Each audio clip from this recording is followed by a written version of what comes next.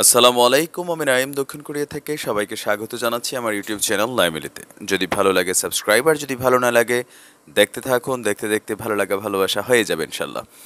দর্শক, কালকে সকালে বাংলাদেশ সময় 8:30-এ আমি আরেকটা ভিডিও আপলোড করব, যেখানে সায়েন্টিফিক্যালি আমি প্রমাণ করে দিব যে এই 13 ঘন্টা যে ব্যক্তি আপনার লঞ্চে ছিলেন, মানে পানির নিচে ছিলেন, তিনি আসলে কিভাবে উদ্ধার হয়েছেন।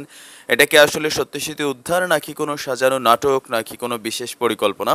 তো সেই বিষয়টা আসলে এভিডেন্সের ব্যাপার, আর সায়েন্স এটা প্রমাণ করে দিবে।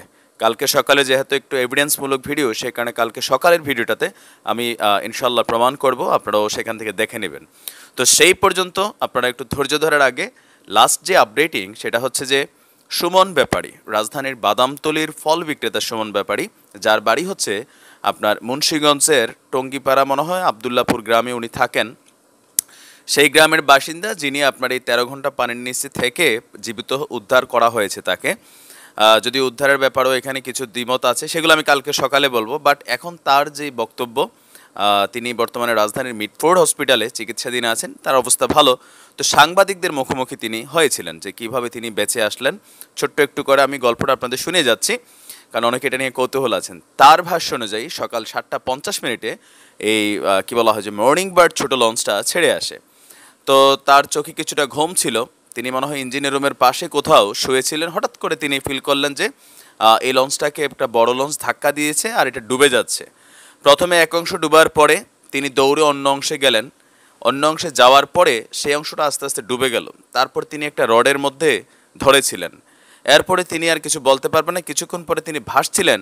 ভাসতে ভাসতে তিনি লঞ্চের ভিতরে থাকা কোনো একটা অংশে গিয়েছেন, যেখানে আসলে আপনার ভেতরে পানি ঢুকেনি, যেটাকে বাংলায় বলা হয় বা ইংরেজিতে বলা হয় এয়ার পকেট। এয়ার পকেট সম্পর্কে সায়েন্টিফিক ব্যাখ্যা আছে, সেটা আমি কালকের ভিডিওর জন্য রেখেছি। তো যাই হোক, সেখানে তিনি হাঁটু সমান পানি দেখেছেন। দেখার পরে তিনি ওখানে অজু করেছেন, নামাজ পড়েছেন, দোয়া দুরুদ পড়েছেন, আল্লাহর কাছে সাহায্য চেয়েছেন। তার গায়ে থাকা যে পোশাকটা ছিল সেটা পানিতে ভেসে গিয়েছে। তিনি তার গায়ের যে গেঞ্জিটা ছিলেন সেটা তিনি পরে হাঁটু পর্যন্ত ঢেকে দিয়েছেন। এরপর তিনি সেখান থেকে আর বের হননি, সেখানে ছিলেন। পরবর্তী সময়ে তাকে উদ্ধার করা হয়। এখন উদ্ধারের যে বিষয়টা, সেটা আমরা ছোট্ট একটা ভিডিও ফুটেজ আছে, সেটাও কালকে সকালের ভিডিওতে দেখাবো, কারণ এটা একটু বড় হবে ভিডিওটা, নয়তো শর্টকাটে বলা যাবে না।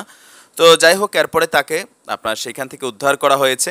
তিনি এরপরে ডুবুরির দল বা উদ্ধার আমাদের যারা করেন, তারা গিয়ে তাকে উদ্ধার করে এনেছেন, আর সেই কারণে তিনি বেঁচে ফিরেছেন।